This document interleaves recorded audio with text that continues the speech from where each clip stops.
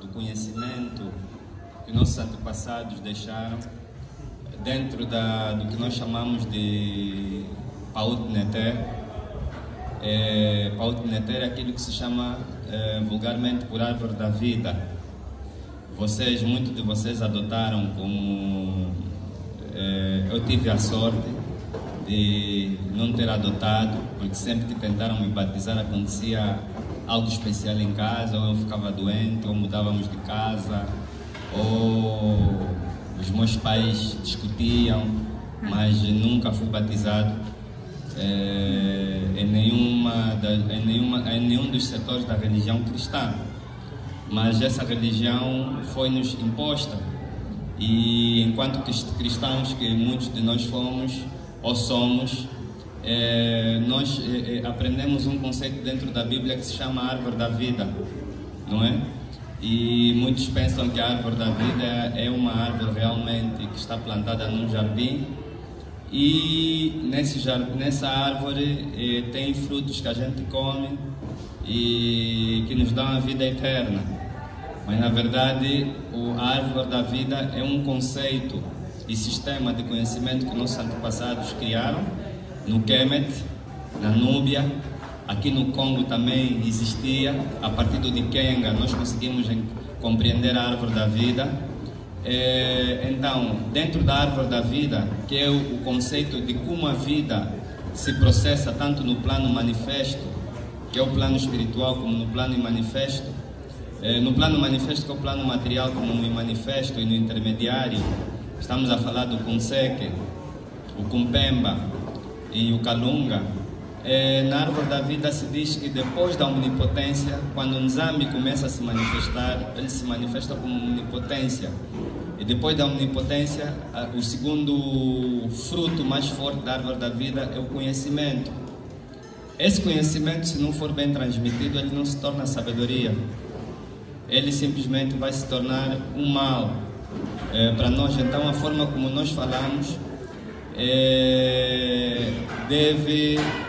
devemos ter o cuidado para que esse conhecimento não nos destrua, e que, sobretudo, nós, ao termos conhecimento, e sobretudo quando se fala de África, não é? Quando se fala da nossa identidade, da nossa humanidade, nós temos que ter o cuidado de transmitir esse conhecimento nos jovens, para que vocês não fiquem nem com ódio do nosso passado, nem com raiva daqueles que nos fizeram mal, porque o professor Django V. Gomes, ele diz que, por exemplo, nós devíamos seguir a tática de Simão Kimbangu. O profeta Simão Kimbangu, ele, o grande libertador de África, não é? Não foi o Jesus que veio no cavalo branco, com olhos azuis nos salvar. Quem nos salvou foi Simão Kimbangu, Simão Toko. Foram esses os nossos salvadores, e esses nós vimos foram factíveis. Simão Kimbangu dizia para não odiar os europeus, e muita gente disse que o que o Simão Kimbangu fez foi fraqueza. Não foi. Aquilo chama-se não violência como medida de defesa ativa.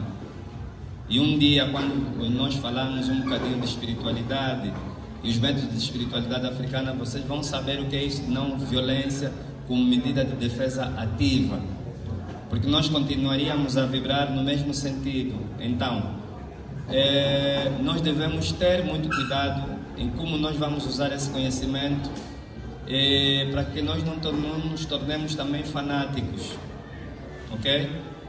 Porque muitos dos nossos inimigos hoje estão a aproveitar o panafricanismo, a panafricanidade contra nós mesmos. E sabem por quê?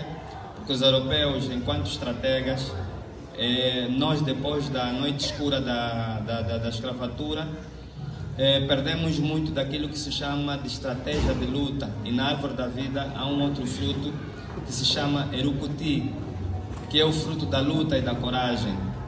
Antes de você amar, você tem que aprender, por exemplo, primeiro a lutar. E antes de lutar, você tem que aprender a conhecer. Antes de conhecer, depois de conhecer, você tem que inteligir sobre aquilo que você conhece. Você tem que ter inteligência sobre o conhecimento, porque há muita gente que tem conhecimento, mas é burro quadrado no agir, porque é a inteligência que te permite agir. E nós temos que saber agir enquanto africanos e, sobretudo, enquanto jovens, vocês que estão hoje a herdar tudo aquilo que a geração dos nossos ancestrais fizeram, o que nós na geração intermédia estamos a fazer agora, os transmitindo conhecimento. O africano tem que voltar a ser inteligente. E quando você é inteligente, você começa a ver a verdade. Outro ponto da árvore da vida, outro fruto da árvore da vida, a verdade e a justiça. Quando você ver a verdade, você vai lutar. Quando você lutar, você vai ver a luz. Quando você ver a luz, só assim que você vai amar. Você só pode amar uma mulher quando você lhe conhece. E você só vai conhecer essa mulher quando ela começar a produzir a luz dela. E quando ela produzir a luz dela, você vai lutar por ela. Então, todo o nosso conhecimento tem que ser consciente. Então, essa foi a introdução que eu fiz por causa da forma como eu falo e como eu vou falar, porque às vezes eu sou confundido pelos jovens. Não, o mestre Vidal falou, então agora eu vou fazer assim, vou chegar em casa, vou desafiar com os meus pais. Não façam isso. O seu pai, a sua mãe, o seu tio, o seu pastor, o seu governante não é o culpado dele ser ignorante sobre a África. Foi o sistema que foi plantado aqui. Então você, enquanto jovem, tem que ser mais tolerante. E quando nós estamos a ser tolerantes, então estamos a fazer aquilo que Simão Kimbangu está a fazer. Aplicar a não violência como medida ativa. Sim, Raíssa, tem que ser mesmo assim. Há que haver tolerância. Por quê? Porque eu vivi isso na pele. Quando eu comecei a fazer os meus estudos sobre espiritualidade, e eu comecei pela via espiritual, não é? E aprendi o panafricanismo numa perspectiva espiritual com um mestre. Ele já está no mundo dos ancestrais, o mestre Bambela Henrique Tinapá. Aconteceu que eu fui levado nesse caminho aos 10 anos de idade. Comecei aos 10. Aos 16 eu tinha uma consciência muito própria e deixei de fazer certas coisas. E dentro da fraternidade e dentro do bairro, dentro de todos os setores onde eu estava, eu era um jovem que dava medo aos mais velhos, devido à minha atitude, devido ao meu discurso. Então o que é que fizeram? Obrigaram, foram ter com meus pais, não é? Algumas coisas foram cortadas porque eu dependia dos meus pais. E chegou um momento em que a situação se agravou tanto que eu fui obrigado a escolher publicamente, numa reunião em que estava até a polícia, entre o meu mestre e a minha mãe. Você vai escolher quem? O teu mestre ou a tua mãe? Então, por isso é que eu digo nos jovens para serem tolerantes, para não chegarem a isso, porque foi muito difícil esse momento. Não tem como eu escolher entre o meu mestre e a minha mãe, porque os dois são mães. Certo? Os dois atuam como mães. Então é muito difícil. Então o que eu vou pedir aqui aos jovens é escutar, refletir, agir com inteligência dentro da árvore da vida, ok? Agir com estratégia. Esse conhecimento que vocês estão a receber aqui, e também estou a chamar essa atenção porque por causa do país que nós temos. Nós temos um país que está cheio de segurança, infelizmente. Muitos de vocês não sabem, mas eu fui militar também. É uma das coisas que eu não disse aqui. E o sistema político do nosso país é mesmo assim. Tem-se medo de tudo. Qualquer coisa que uma pessoa faz, não querem tirar o governo, não querem combater o governo. E nós estamos numa onda de várias manifestações. Os jovens hoje estão a manifestar por tudo e por nada. É bom manifestar? Sim, mas com estratégia. Qualquer luta se faz melhor com estratégia. E quando nós damos um conhecimento a vocês, os jovens, é importante que vocês pensem antes de agir. Por isso é que eu estou a chamar a atenção a tudo isso, por causa de algumas coisas que em 10 minutos eu vou falar, ok? A forma como eu vou falar, para que vocês amadureçam, colham esse conhecimento e ajam com estratégia. Eu aprendi com meu mestre o seguinte: você pode lutar, mas tens que lutar para que você sobreviva e não morra por causa dessa luta. Viva por causa dessa luta. Não estamos a vos ensinar a ser cobardes, não. Estamos a vos ensinar a ser estrategas. Porque se o professor Vidal não tivesse cuidado em lutar, eu não viveria até hoje. Eu ia morrer muito cedo. Então tive que aprender para perceber e como aplicar esse conhecimento no dia a dia. Isso também faz parte, e é por causa disso que a África se tornou a grande mãe de todas as civilizações, porque nossos antepassados sempre foram grandes estrategas, fizeram tudo sempre a longo prazo, ok? Não é fazer para comer logo, é fazer para comer para depois da manhã, para daqui a um mês, para daqui a um ano, etc. Agora sim podemos entrar no nosso tema, ok? Agora que descasquei um bocadinho os vossos cérebros. Muito bem. O que é isso África? O que é isso civilização? O que é isso origem?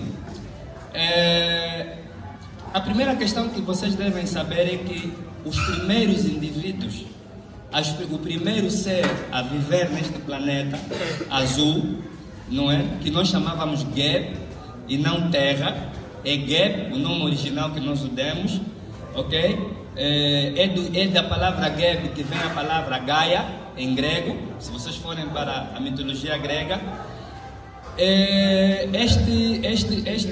este planeta foi habitado primeiramente há 5 milhões de anos atrás por seres que surgiram aqui em África. Nós estamos a falar dos australopitecos robustos, embora que muitos de vocês dirão, não, e a Bíblia? Então, e Adão e Eva? Nós não viemos de Adão e Eva. Não, nós pelo menos africanos não viemos de Adão e Eva. Porque Adão e Eva só têm 4.000 anos. Enquanto que os africanos na Terra têm, no mínimo, estamos a falar do homem arcaico. O homem arcaico tem 5 milhões de anos. E eles, os antropólogos, chamaram australopitecos robustos por uma questão de racismo. Porque australopiteco quer dizer macaco. Ok? Piteco quer dizer macaco, austro-sul, o macaco do sul. E quem é o macaco do sul?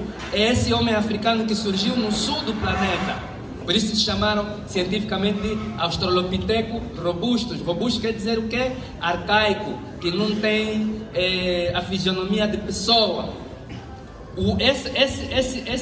Esse racismo começa já na ciência, na própria ciência. Por isso é que eu costumo dizer, e eu disse uma vez, que a antropologia e a egiptologia eram pseudociências que estavam contra a África, e alguns antropólogos atacaram-me, não é? Disseram que, não, isso não é verdade, mas é verdade.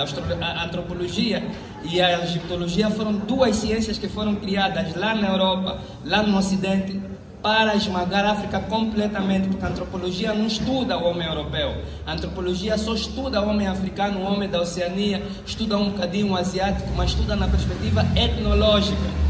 E o professor Teofilo Benga mostra isso aqui nesse livro, Cheikh Anta Diop, A Esfinge, Volney, Contribuições para a Historiografia Africana. Ele consegue demonstrar muito bem isso. Então, há 5 milhões de anos atrás, nós estamos nesse planeta. E houve várias fases. Mas eles chamaram aquele tipo de homem de macaco. Disseram que não tinha linguagem, não tinha isso, não tinha aquilo. E vamos entrar na perspectiva deles, né? Na lógica deles.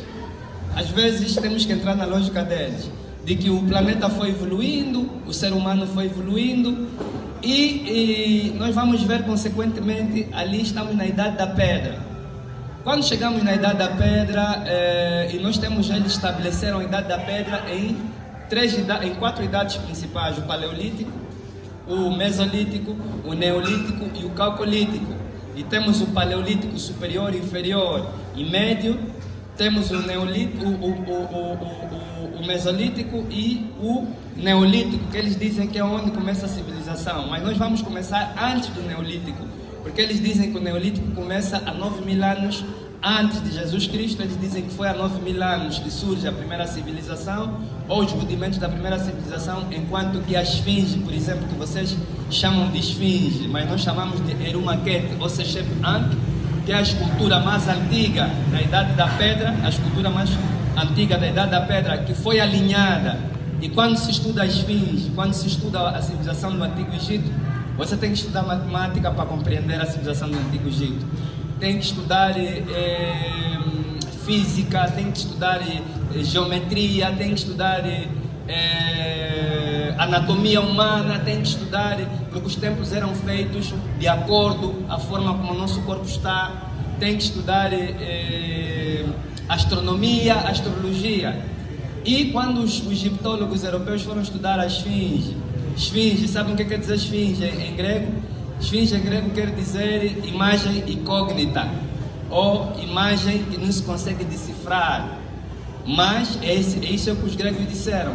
Mas o nome original é Sechep An, que quer dizer imagem viva, ou escultura viva, ou ainda Erumaquete, ou seja, o olhos que guarda o sol no horizonte. Então começaram a ver as diferenças e as armadilhas. Então, eles quando estudaram a Erumaquete disseram, não, essa escultura só pode ter no mínimo 2.600 anos antes de Jesus Cristo. Mas quando você estuda a escultura Erumaquete, você lhe vê alinhada com o céu, vai ter que estudar astronomia, e ela está a olhar para a estrela polar há 25.000 anos atrás, antes de Jesus Cristo. Erumaquete está alinhada com a constelação de Leo, ou a constelação de Leão, não é? Quando nossos antepassados disseram que a luz tinha voltado a entrar no novo ciclo de história. Por isso é que eles chamam Erumaquete como marco do Zepitepe, ou seja, o novo tempo. E novo tempo por quê? Porque houve vários tempos, houve vários ciclos civilizacionais negros na história da humanidade. Então, se eu venho há 5 milhões de anos atrás a viver nessa terra, como é que eu só vou existir enquanto civilização há 2021 anos, como nos dizem que o mundo tem hoje, né? Porque nós pensamos que o mundo tem 2021 anos. Então, vocês conseguem ver que, de facto, o ser humano é muito anterior às datas que eles dão. Quer dizer que o paleolítico, o neolítico deles, que começa há 9.000 anos, para nós há 25.000 anos, entre 25 a 17.000 anos, que é o período em que se constrói essa escultura, não é? Essa grande escultura, em cima do paralelo 33 que divide o mundo, não é? As pirâmides do Kemet, elas estão alinhadas com uma grande pedra que está aqui na África do Sul, ok? Infelizmente eles não nos mostram isso. Há uma grande pedra que está na África do Sul, que tem alinhamento com as pirâmides, está exatamente no paralelo 33, que é o meridiano que divide o mundo, não é o Greenwich, como andam a nos mentir, que é o Greenwich que divide o mundo, não, porque a África está no centro do planeta, a Inglaterra está lá daquele lado, então não pode ser a Inglaterra dividir o mundo. Ok? Isso também é civilização. Por isso é que eu disse que vocês têm que ter cuidado com aquilo que digo. Porque senão amanhã lá na escola você vai dizer no professor de geografia, você é um mentiroso, professor. E aí você, meu filho, não vai poder passar de classe e vai complicar toda a tua vida. Viu por que eu disse que tem que ter cuidado ao ouvir? Então, voltando à questão civilizacional.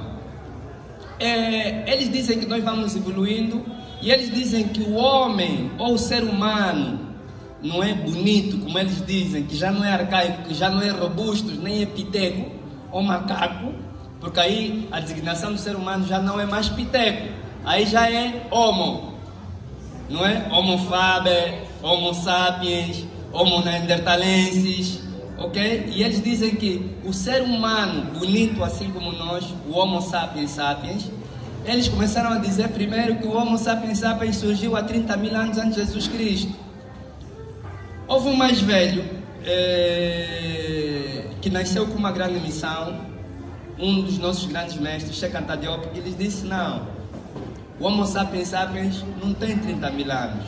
O Homo sapiens sapiens tem, no mínimo, 150.000 anos antes de Jesus Cristo. Eles disseram, não pode. E Cheikh Anta Diop, por métodos de investigações dele próprio, que ele próprio criou, científicos prováveis, porque Cheikh Anta Diop também foi químico e físico nuclear, ok? Por via das suas próprias investigações, primeiro pelo sistema carbono 14 e depois pelo sistema potássio-argão, conseguiu, por via dos restos ósseos dos seres humanos africanos encontrados no Vale do Omo, aqui na Etiópia, ok? E outros encontrados em Kransberg, na África do Sul, ok? Ele conseguiu demonstrar que de facto o ser humano tinha mais de 150.000 anos. Então depois veio o professor Louis Leakey, um inglês, que disse, não, Cheikh Anta Diop tem razão sim, são 150.000 anos. Mas até mais ou menos nos anos 80 ficava-se nessa dúvida. Uns diziam que eram 50 mil anos. Depois veio um professor alemão que disse que não, fez investigações e disse não, o ser humano ele é de origem africana, ele é de origem negra e tem 150 mil anos, sim ou mais. O ano antepassado surgiu uma nossa amiga de Portugal, por via do método RTCP, que é esse método que está a se fazer as análises do Covid-19.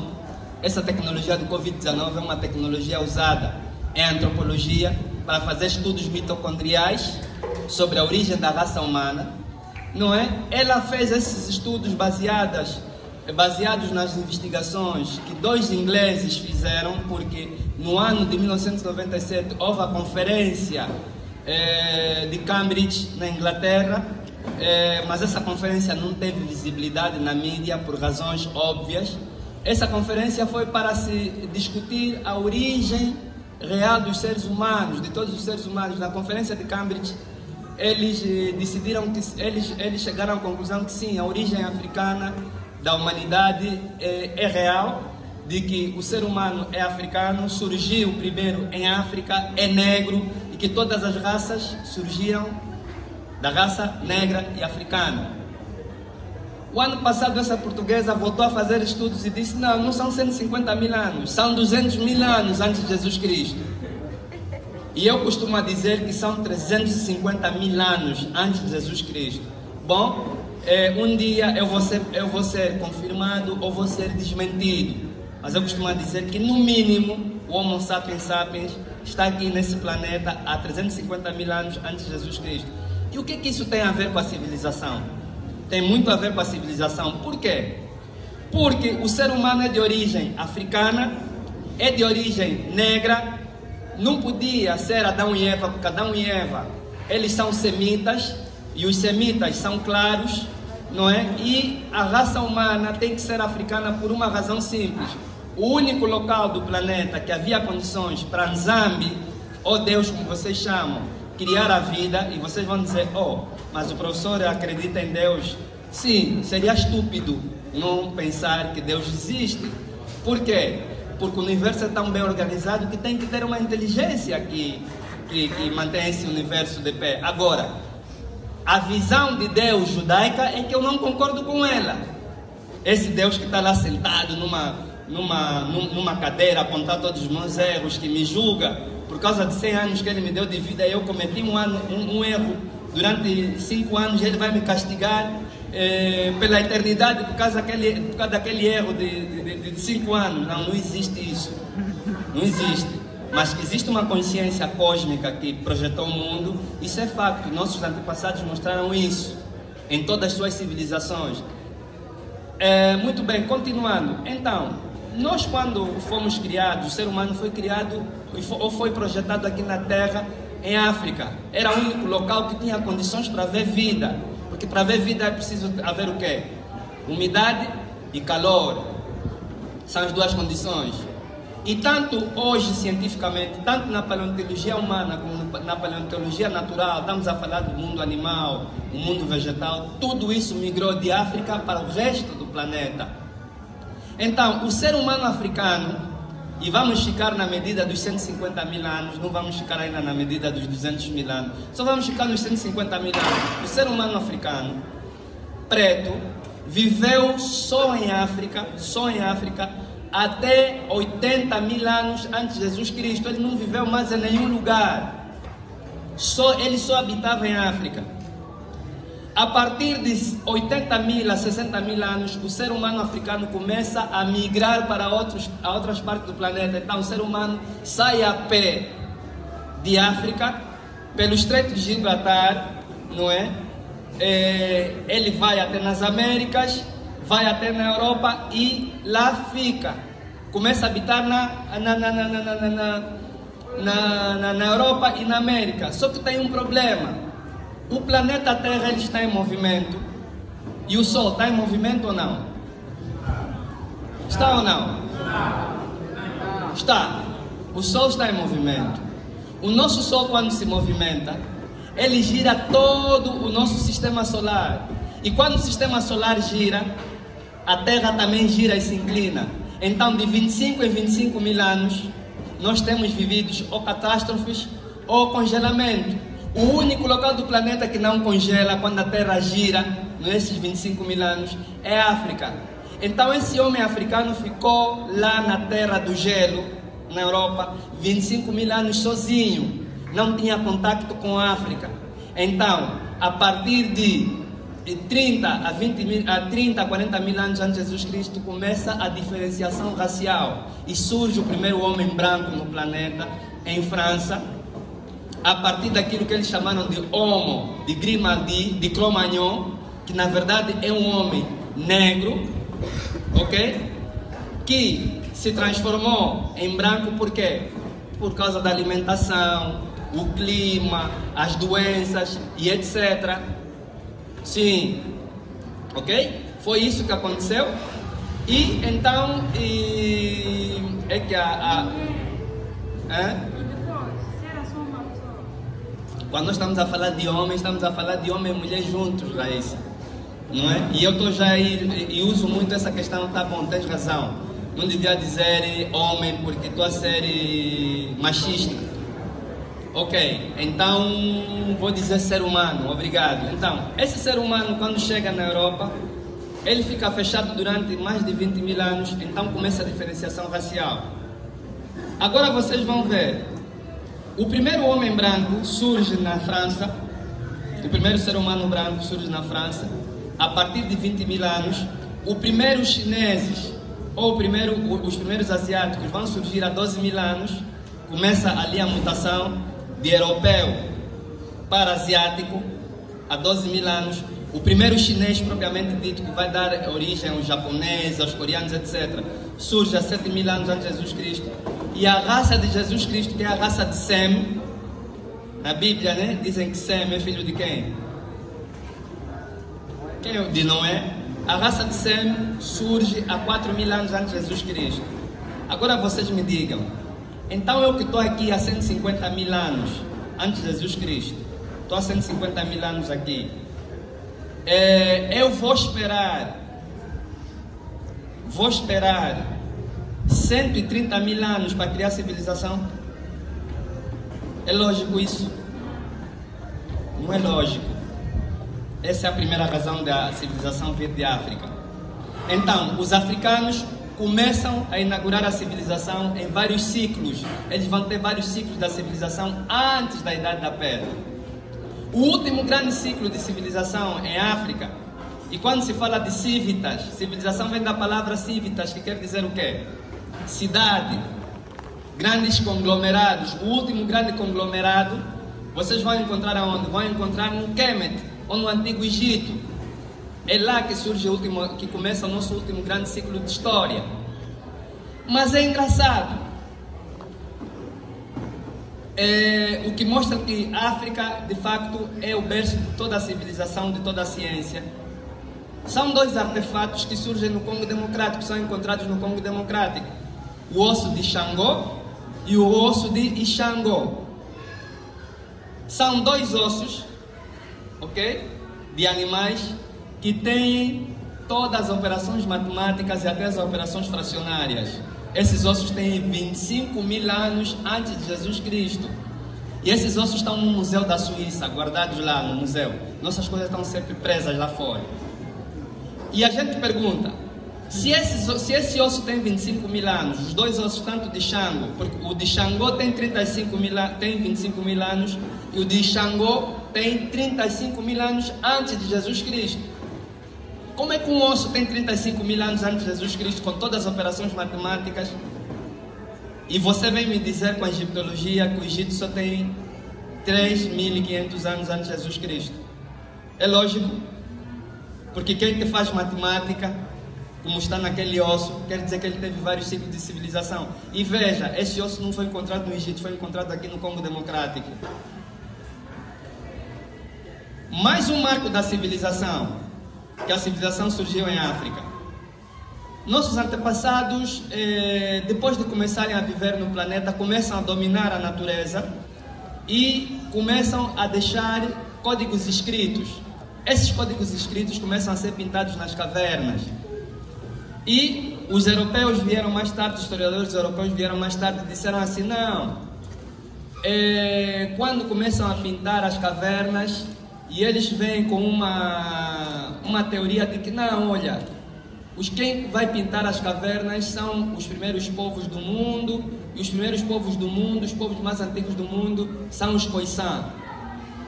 Os Khoisan não são os primeiros povos do mundo, porque os Khoisan são raça de chancelade, olhos rasgados. As raças de chancelade surgem há 12 mil anos antes de Jesus Cristo. Cheikh Anta Diop provou isso no seu livro Civilização ou Barbárie, Antropologia sem Complacência. Os Khoisan são um recado que Deus deixou para nós de como se fez a transformação do africano, não é? Da mistura de africano com asiático e europeu, da mistura de africano com europeu para dar aos asiáticos. E os Khoisan entraram aqui quando? Se nós começarmos a estudar as migrações, nós vamos ver que os Khoisan vieram para aqui, para a África, muito depois. E eu tenho provas concretas disso, que eles próprios nos dão. Se vocês acessarem alguns documentários da National Geographic, a National Geographic fez um estudo há 5 anos atrás sobre as raças e a origem das raças no mundo. E a National Geographic apresentou publicamente, saiu aqui na DIS-TV, só que nós estamos pouco atentos com isso, de que os primeiros seres humanos são negros, são pretos. Preto carvão, escuro, ok? Então, quer dizer que o Khoisan não é o primeiro habitante de África. Quer dizer, e eles disseram, olha, também quem fez essas pinturas rupestres em África, nas cavernas, são os Khoisan. Acontece que, enquanto artista plástico, também é uma das minhas vocações, enquanto artista plástico, posso vos dizer que nenhum povo se representa na cor de um outro povo. Eu sou preto, não vou me pintar branco. Eu sou asiático, não vou me pintar negro. Eu sou negro, não vou me pintar asiático. E todas as pinturas rupestres que você encontra, tanto na Europa, e eles querem dizer que as pinturas rupestres da Europa, em Lascaux e em Madalena, são dois locais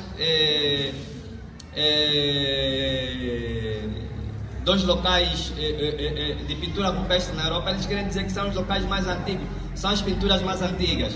Mas Diop também lhes mostrou que não, porque Diop também estudou História das Artes com o professor Henri Lott. E Diop fez estudos profundos sobre as artes rupestres africanas, e as artes rupestres africanas são muito mais antigas, tanto que vocês vão ver, e eles não nos dizem isso na escola, que à volta do deserto do Saara encontram-se várias estações rupestres, não é? De gravações e pinturas de jacarés, da flora e da fauna, não é? De povos que habitavam ali no deserto do Saara. Vocês sabiam que o deserto do Saara era um grande lago? Havia vegetação no deserto do Saara? Eles não falam isso. Se eles falarem isso, estão tramados. Você vai encontrar ali as origens também da civilização, parte da civilização. Então, o que vai acontecer? É que essas pinturas rupestres mostram que o tipo morfológico ou tipo físico, as pinturas, a antropometria, nós medindo a antropometria daquelas figuras, não são Khoisan, porque os Khoisan normalmente são baixinhos, são baixos de estatura, ok? E as figuras daquelas pinturas são altas e são pintados todos em preto, ok? E o Khoisan hoje em dia não pinta. Manda um Khoisan pintar, ele não pinta, ele é um povo nômada. Então, nessas pinturas rupestres, os nossos antepassados começam a deixar recados escritos, e ele, como não sabe ler aquela escrita, ele diz que chama pintura aquilo de pintura primitiva. Sabe por que ele é primitivo? Ele chama de primitivo porque ele não sabe ler, tal como não sabia ler o Metuneter, e ele deu o nome de hieróglifo. Que a palavra hieróglifo, para falar do alfabeto e da escrita egípcia antiga, do grego quer dizer escrita indecifrável, escrita fechada, porque o grego não sabia ler aquela escrita. Mas o nome original daquela escrita é Metuneter, que quer dizer escrita sagrada ou palavras sagradas. Estão a ver como é que as coisas são? Trocam tudo, ok? Invertem tudo. Então, nessas pinturas rupestres, e ele dizia, não, os povos viviam nas cavernas Não é possível viver nas cavernas e fazer aquelas pinturas, porque você se vive nas cavernas muito provavelmente à noite a temperatura é muito baixa, você vai ter que acender fogueira, então ia sujar aquelas pinturas todas com fumo. E eles dizem, mas como é que eles não têm eletricidade? Estava tudo escuro, e como é que eles pintaram aquelas cavernas? Havia tecnologia que nossos antepassados tinham que eles não sabem. Tal como a tecnologia que nós construímos as pirâmides e ele não sabe até hoje. Ele diz que são extraterrestres, depois diz que não, são escravos judeus que construíram as pirâmides. Quando construíram as pirâmides, os judeus como povo ainda nem sequer existiam. Ok? Então, tudo isso começa a fazer espécie no próprio europeu. Então, eu vos trago aqui, já na mais alta idade da pedra, as provas de que tudo começou aqui. E como é que começa a civilização? Essa civilização em África começa como? E para falar aqui do nosso atual ciclo de história, que começa há 25 mil anos antes de Jesus Cristo. Nossos antepassados vão se agrupar à volta de quê? Dos crescentes férteis. Eles migram, nossos antepassados migram da parte meridional sul do planeta, porque a origem do africano, a origem da humanidade está aqui no sul de África, que as migrações começam no sul. Por isso é que os chineses tinham a bússola antiga. Se vocês investigarem na internet mesmo agora, no motor de busca da Google, vocês vão ver que as bússolas que foram levadas por Marco Polo da China, porque Marco Polo saiu a pé da Itália até a China e depois voltou a pé da China até a Itália, e nossos antepassados já faziam isso, porque na China não tem girafa, mas você vai encontrar desenho de girafa na antiguidade chinesa, não é? Na China não tem girafa. O único local do planeta que tem girafa é a África.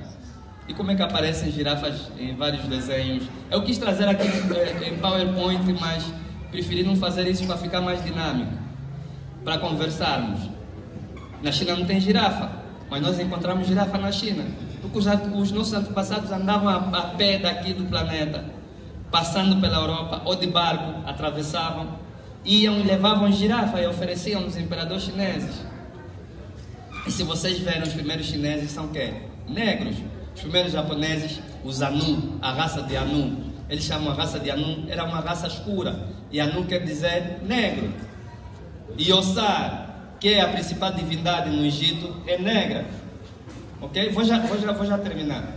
Então, o que vai acontecer ali? E para fazermos um resumo rápido, nossos antepassados vão fazer a civilização no crescente fértil, no Nilo. Eles decidiram, vários povos de África, de várias partes da África, não é? Vão se juntar no Egito, porque o Egito não é um povo só.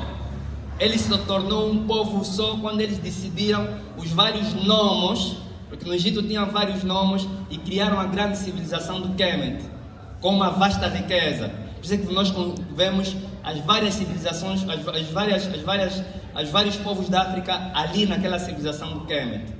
Então, vão começar a praticar a agricultura, e a civilização surge da onde? Da agricultura, que eles precisavam de comer, e descobriram que a terra pode reproduzir alimentos com a presença humana. Começam a fazer agricultura. Da agricultura surge o que? Surge a matemática, e surge também a obrigação deles começarem a olhar para o tempo, porque você, para praticar agricultura, você tem que saber que o tempo é cíclico, e cria um calendário. A primeira grande invenção da civilização africana que vamos oferecer aos europeus é o calendário. O calendário surge em África muito antes da Europa. E sabem por que o calendário surge na Europa? Por uma questão, em África, por uma questão geológica. Alguém só pode criar calendário quando ele sabe que os dias e as noites são iguais. E o único lugar em que os dias e as noites são iguais é no Equador africano. Não tem outro lugar no mundo. É o único lugar onde os dias e as noites são iguais, no Equador. E é do Equador que nossos antepassados levam o calendário até no Egito. E lá no Egito nós começamos a observar as estrelas. Mas antes dos egípcios, os queméticos observarem as estrelas, havia um povo mais forte no conhecimento das estrelas, que era o único povo estrangeiro africano que ensinava nos templos do Egito, que eram venerados como mestres. Os Dogon, que os europeus dizem, não, olha, são os extraterrestres que foram lá com naves espaciais e ensinaram os Dogons a matemática, a distância entre a Terra e a Lua, porque nós já sabíamos a distância entre a Terra e a Lua, os Dogons sabiam disso. Eles começam a ensinar as matemáticas, a matemática começa a surgir, e quando eles começam a observar o calendário, eles começam a ver que a natureza tem força. Então começam a criar os sistemas espirituais, criam o sistema da árvore da vida, criam a adoração ao divino, criam o calendário, começam a construir em pedra, ok? E dali surge a grande civilização do Kemet. E nós temos na história do Kemet várias fases. Os egiptólogos europeus só falam do período pré-dinástico e o período dinástico. Quando você começa a lhes falar do período proto-dinástico, aonde as divindades governaram, aonde Osar governou, Heteru governou, Jahut governou, ou seja, as divindades governaram com o ser humano, ele diz, não, isso é lenda, isso não existiu, você não tem como provar. Então, quando surge os primeiros povos gregos, os gregos começam a se organizar enquanto civilização, não é? Eles vão estudar aonde? Eles vão estudar no Egito. Esses povos todos, da antiga China, antiga Índia, vão estudar no Egito. Tanto que vocês vão ver que existe um antropólogo norte-americano que escreve um livro como título Egito, a luz do mundo. Ele mostra a ligação entre a antiga língua sânscrita da Índia, que é a antiga língua, que é a língua mais antiga da Índia, o sânscrito, e o antigo quemético. E a maior parte das palavras do sânscrito são palavras do antigo quemético. Quem fala sânscrito consegue compreender a língua do Egito antigo, o quemético. Ele mostra isso. Então, nós vamos ver que toda essa civilização africana vai ser levada para a Europa, através dos gregos. E nós vamos ver Platão a estudar no Egito, Homero a estudar no Egito, todos eles vão estudar no Egito. Mas a África, enquanto berço da civilização, não termina aí, só no Egito. Muitos dizem, não, ela termina no Egito. Quando o Egito começa a cair, depois de milhares de anos de desenvolvimento, nós vamos ver que logo no logo no século I depois de Jesus Cristo, surgem duas grandes civilizações. Na Idade Média, estamos a falar de quê? Estamos a falar do Ghana medieval e do Mali. O Ghana, vamos ver esse Ghana que nós temos hoje, ele surge no século I a II depois de Jesus Cristo. Portugal, França, Inglaterra, Suíça, Suécia, Alemanha, enquanto Estado, sabem quando é que surge? No século X a XII depois de Jesus Cristo. Não tem como a Europa ser mais civilizada ou ter a civilização mais antiga. E eles querem dizer velho continente. Não, a Europa não é velho continente. A Europa é novo continente. Então o que é que vai acontecer? As primeiras universidades da Idade Média são a Universidade de Tombuctu, no Mali, a Universidade de Gao, no Senegal, e a Universidade de Bandiagara, entre os Dogon do Mali. Essas civilizações surgiram, essas universidades surgiram primeiro que Sorbonne, Coimbra e etc. Vamos vir para aqui, para mais a sul do Saara. O Império do Congo, que eles nos mandam chamar erradamente de Reino do Congo, não surge no século XIII, no século XIV, nem no século XV. Ele surge em 620, aliás, depois de Jesus Cristo. Quer dizer que no século VI a VII. Por isso é que o Diogo Cão, quando chega no Império do Congo, ele estranha com todo o nível de organização, escreve todo o sistema administrativo e leva. Estão a ver o sistema de administração pública que nós conhecemos hoje, saiu daqui do Império do Congo, levado por Diogo Cão. Sim, todo o sistema de administração pública. Depois, a África, quanto berço da humanidade, termina aí? Não. Sim, vou já terminar. A África cai com a escravatura. Quando há escravatura, A Europa faz escravatura por quê? Porque não tem condições nem materiais nem espirituais para manter a sua civilização. Leva os africanos daqui, e o professor Runoko Rashid diz assim: quando os europeus tiraram os africanos daqui, não levaram escravos, levaram engenheiros, doutores, médicos, profetas para as Américas. Quem cria os Estados Unidos da América, quem cria Cuba, quem cria o Brasil, são os africanos que estão lá. Por isso é que a maior parte dos inventores de hoje, do século XX, quem inventou o plástico foi um negro. Quem inventou o telefone foi um negro. Quem inventou o primeiro motor do carro foi um negro. Quem inventou o relógio foi um negro.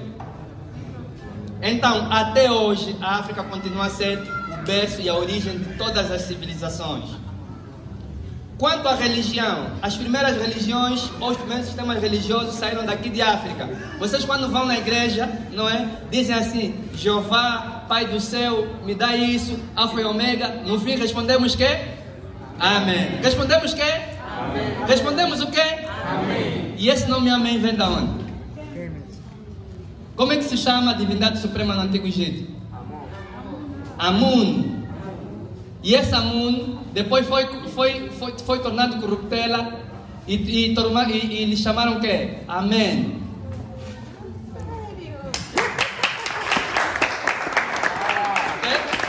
Amém é nosso. E esse Amém, que é a divindade suprema, que foi a primeira forma como nós chamamos Deus, nós os africanos, os japoneses levaram e transformaram em Amaterasu, ou Ameno Minaka Nushi.